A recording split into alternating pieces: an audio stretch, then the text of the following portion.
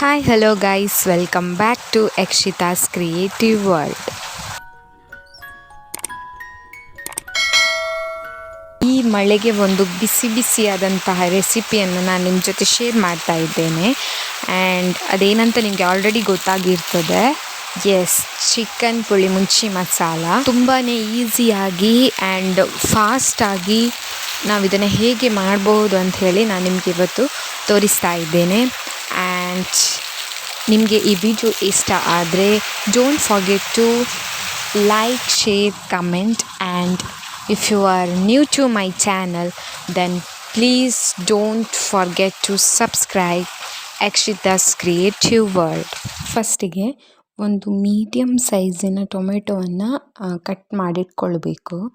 And next ಒಂದು medium size ಈರುಳ್ಳಿಯನ್ನು ತಗೊಂಡಿದ್ದೇವೆ. So ಅದನ್ನು ಕೂಡ ಸಣ್ಣದಾಗಿ ಕತ್ತರಿಸಿಟ್ಕೊಳ್ಬೇಕು. ಮತ್ತು 2 ಹಸಿಮೆಣಸಿನಕಾಯಿ ತಗೊಂಡಿದ್ದೇವೆ, ಅದನ್ನು ಕೂಡ ಕಟ್ ಮಾಡಿ ಇಟ್ಕೊಳ್ಬೇಕು.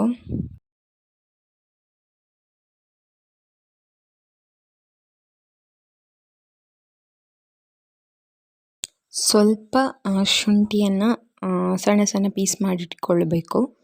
ನೆಕ್ಸ್ಟ್ ಬೆಳ್ಳುಳ್ಳಿ,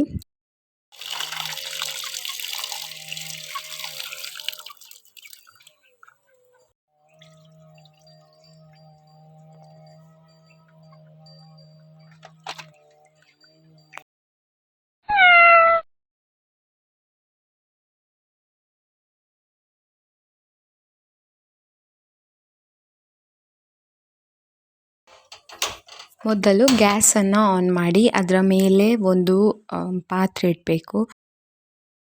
2-3 ಸ್ಪೂನ್ ಆಯಿಲ್ ಹಾಕಬೇಕು. ನೆಕ್ಸ್ಟ್ ನಾವು ಕಟ್ ಮಾಡಿದಂತಹ ಬೆಳ್ಳುಳ್ಳಿ ಇರಬಹುದು, ಹಸಿಮೆಣಸಿನಕಾಯಿ ಮತ್ತು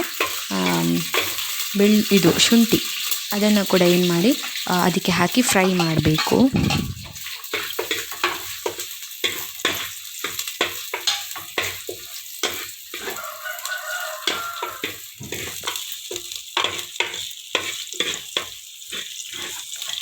ಅದನ್ನು ಚೆನ್ನಾಗಿ ಫ್ರೈ ಮಾಡಿದ ಮೇಲೆ ಕಟ್ ಮಾಡಿದಂತಹ ಈರುಳ್ಳಿಯನ್ನು, ಟೊಮೆಟೊವನ್ನು ಹಾಕಬೇಕು.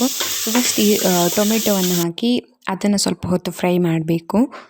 ನೆಕ್ಸ್ಟ್ ಅದಕ್ಕೆ ಈರುಳ್ಳಿಯನ್ನು ಹಾಕಿ ಎರಡನ್ನು ಕೂಡ ಒಟ್ಟಿಗೆ ಫ್ರೈ ಮಾಡ್ತಾ ಇರಬೇಕು.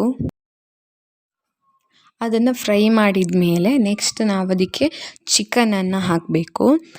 ಸೊ ಚಿಕನನ್ನು ಮಿಕ್ಸ್ ಮಾಡಿ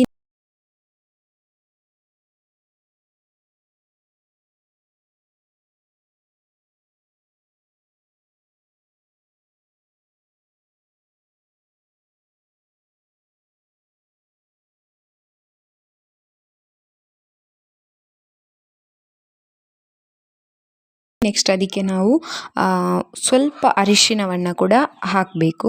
ಅದನ್ನು ಕೂಡ ಚೆನ್ನಾಗಿ ಮಿಕ್ಸ್ ಮಾಡಬೇಕು.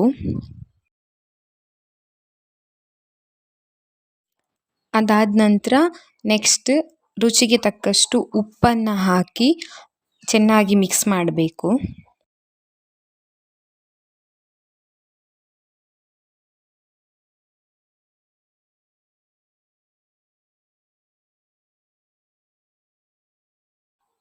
ಪುಳಿಮುಂಚಿ ಮಸಾಲವನ್ನು ಅದಕ್ಕೆ ಹಾಕಬೇಕು. ನಾವಿಲ್ಲಿ 2 ರೆಡಿಮೇಡ್ ಚಿಕನ್ ಪುಳಿಮುಂಚಿ ಮಸಾಲ ಅಂತ ಹೇಳಿ ನಮಗೆ ಅಂಗಡಿಯಲ್ಲಿ ಸಿಗ್ತದೆ. ಸೊ ಅದನ್ನು ನಾವಿಲ್ಲಿ 2 ಪ್ಯಾಕೆಟನ್ನು ಇದಕ್ಕೆ ಹಾಕ್ತಾ ಇದ್ದೇವೆ. ನೆಕ್ಸ್ಟ್ ಅದನ್ನು ಮಿಕ್ಸ್ ಮಾಡಬೇಕು.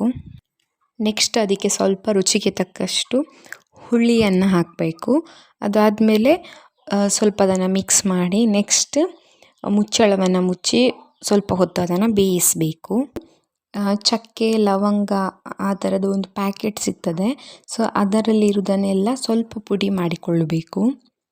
ಅದಾದಮೇಲೆ ಇನ್ನೊಂದು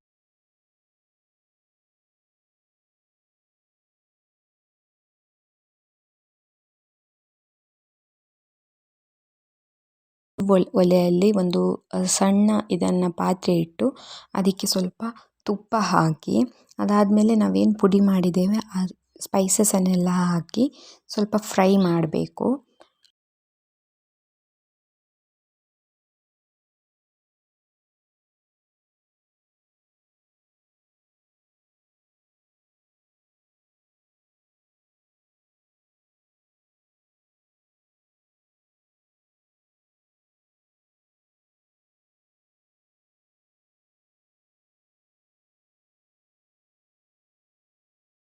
ಅದಾದಮೇಲೆ ಅದನ್ನು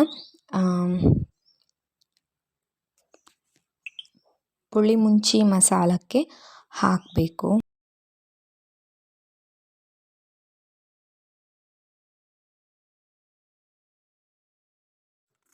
ನೆಕ್ಸ್ಟ್ ಸ್ವಲ್ಪ ಅದಕ್ಕೆ ಮುಚ್ಚಳವನ್ನು ಮುಚ್ಚಬೇಕು, ಸ್ವಲ್ಪ ಓಪನ್ ಇಟ್ಟು. ನೆಕ್ಸ್ಟ್ ಸ್ವಲ್ಪ ಹೊತ್ತು ಅದನ್ನು ಬೇಯಿಸಬೇಕು. ಅದು ಬೆಂದ ನಂತರ ಗ್ಯಾಸ್ ಆಫ್ ಮಾಡಿ